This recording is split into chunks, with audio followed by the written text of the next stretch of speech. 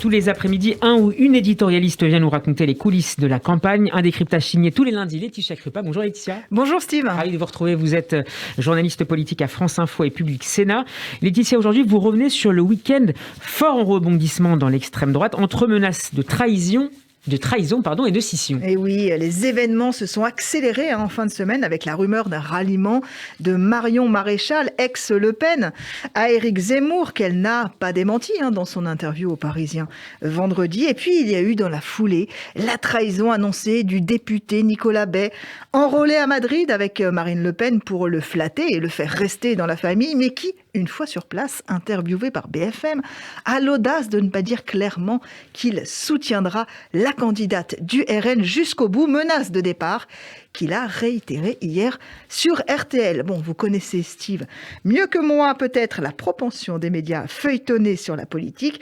Alors quand le scénario idéal vous est servi sur un plateau, vous y allez gaiement. Résultat, un week-end de psychodrame mis en scène par la presse et sans doute amplifié. Car ces divisions internes sont familières dans la famille de l'extrême droite. Finalement, nous n'assistons pas à quelque chose de vraiment très nouveau, très inédit. C'est un remake, finalement. Remake de vieux clivages avec en toile de fond, bien sûr, le mémorable départ de Bruno Maigret et de la division fratricide de 1998. D'ailleurs, il revient le félon. Vous savez, c'est le surnom que lui avait donné Jean-Marie Le Pen. Et oui, Bruno Maigret vient soutenir Éric Zemmour. Alors pour le polémiste outsider, tout ce remue-ménage, c'est du pain béni. Encore une fois, il se retrouve sur le devant de la scène. Et encore une fois, il tourne le feuilleton à son avantage. Écoutez, il était ce matin sur son média de prédilection, sa maison, CNews. Aussi, vous savez, je souffre, pour reprendre le mot de Marine Le Pen, c'est-à-dire... Je suis attaqué par toute la classe politique, de Marine Le Pen à Fabien Roussel. Je suis harcelé par la presse People. Je suis menacé de mort par les djihadistes. Bon. Mais en vérité, les souffrances d'Éric Zemmour, les souffrances de Marine Le Pen, les Français s'en moquent.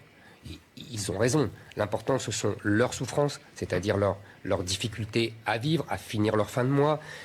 Leur crainte pour leur fille quand elle sort, leur crainte pour leur grand-mère quand elle se fait agresser, et puis leur crainte pour leur pays. Il y a 2 mois, on me disait vous êtes seul. On me le reprochait. Et maintenant, on me dit oh là là, c'est pas bien, vous avez des ralliements. Il faudrait savoir. Oui, il y a des gens du Rassemblement National, de LR, qui me rejoignent parce qu'ils préfèrent leur pays à leur parti. C'est donc Éric Zemmour qui tire son épingle du jeu, Laetitia ? Oui, vous avez vu sous couvert de « oh là là, nous finalement ce n'est pas important, mais les Français sont au premier plan ». Il en fait un peu aussi dans le storytelling, comme on dit. Il est attaqué, il souffre autant que Marine Le Pen, donc il se met sur le même plan que la candidate du RN qui, je vous rappelle, est quand même devant lui dans tous les sondages. Et il le sait, Éric Zemmour.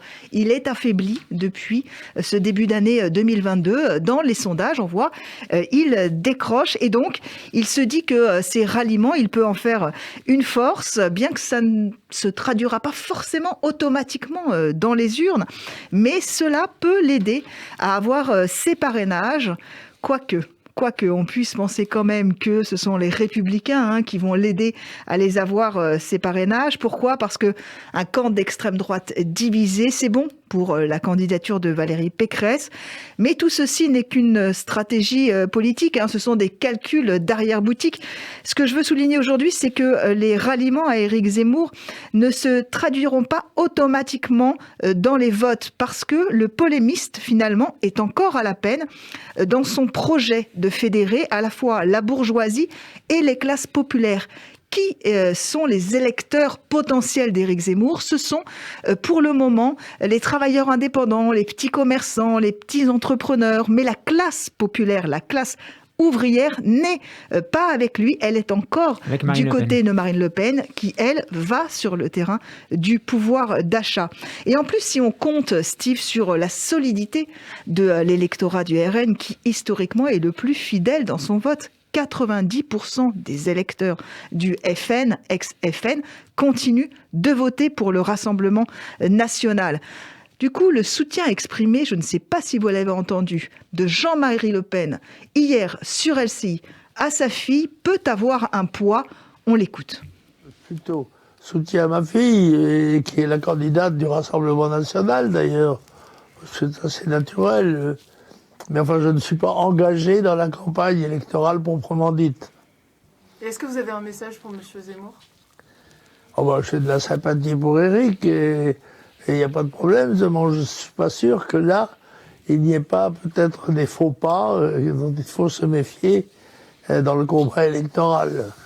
Je soutiens plutôt ma fille. À qui profitent ces divisions du camp de l'extrême droite, Laetitia ? Oui, Jean-Marie Le Pen, il a toujours un petit problème, on le sait, avec Marine Le Pen. Il y a des problèmes de filiation, mais quand même, il a apporté ce soutien pour le moment à Marine Le Pen. À qui profitent ces divisions ? Eh bien, pas forcément à celles que l'on croit. Je vous l'ai dit tout à l'heure, le camp de Valérie Pécresse pense que l'extrême droite divisée lui sera favorable. Pas forcément, parce que finalement, ces tensions, ces scissions concernent aussi en tache d'huile la droite républicaine. Les soutiens d'Éric Ciotti, qui, je vous le rappelle, avait dit qu'en cas de second tour, Zemmour-Macron, lui, voterait pour Zemmour. Écoutez, c'est quand même difficile de les concilier avec les centristes, qui essayent aussi de rallier Valérie Pécresse. D'ailleurs, dans l'extrait qu'on a entendu, je ne sais pas si ça vous a peut-être échappé, on a entendu d'Éric Zemmour, il fait exprès de signifier qu'il a des ralliements du camp, bien sûr, des lepénistes, mais aussi des Républicains. Donc Valérie Pécresse est quand même handicapée par cette branche ciotiste dans son équipe. Je vais vous dire, Steve, toutes ces divisions profitent au candidat non déclaré Emmanuel Macron, évidemment. Vous avez remarqué, on ne peut pas dire qu'il s'empresse de contester Éric Zemmour, à part 2-3 sorties indirectes. La Macronie n'est pas vraiment vent debout face à cette candidature populiste, tout simplement parce qu'elle fait partie du calcul politique du président sortant. Depuis 3 ans, son équipe fait courir la rumeur d'une candidature iconoclaste, d'une candidature populiste. Ils avaient même fait sortir des noms à l'époque, j'en ai fait un livre. C'est votre fameux clown. Exactement. Et c'est vrai que eux toujours sortait cette figure du baron noir de la série de Canal+. C'était un blogueur, un prof de biologie qui soudainement prenait la fronde des électeurs en colère et se lançait dans la présidentielle. Emmanuel Macron a prévu la candidature d'Éric Zemmour. Il l'a même, d'une certaine manière, encouragé pour consolider ses chances de victoire. Mais les calculs politiques sont toujours des risques démocratiques, surtout face à un candidat d'extrême droite. Nous verrons donc si l'apprenti sorcier Macron réussira à éviter l'incendie. En attendant, on peut revoir Baron Noir sur Canal+. Merci Laetitia Crupin. On peut réécouter votre chronique en podcast sur radioj.fr et en vidéo sur notre page YouTube. Nous serons en compagnie demain de David Revaud. À la semaine prochaine. À la semaine prochaine.